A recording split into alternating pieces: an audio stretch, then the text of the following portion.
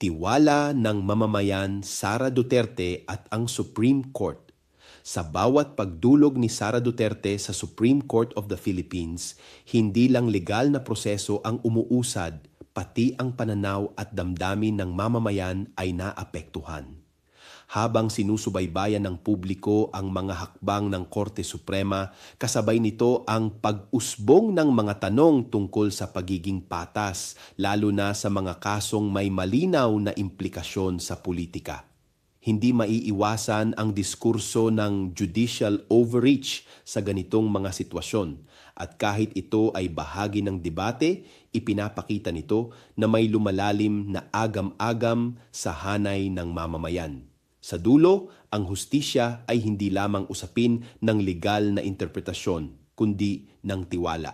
Kapag ang mamamayan ay nagsimulang magduda, kahit ang tamang desisyon ay maaaring hindi na maramdaman bilang makatarungan. Ako si Bishop Tonyo, Obispong Migrante sa Europa, at ito ang Damdaming Makabayan. Hanggang sa muli.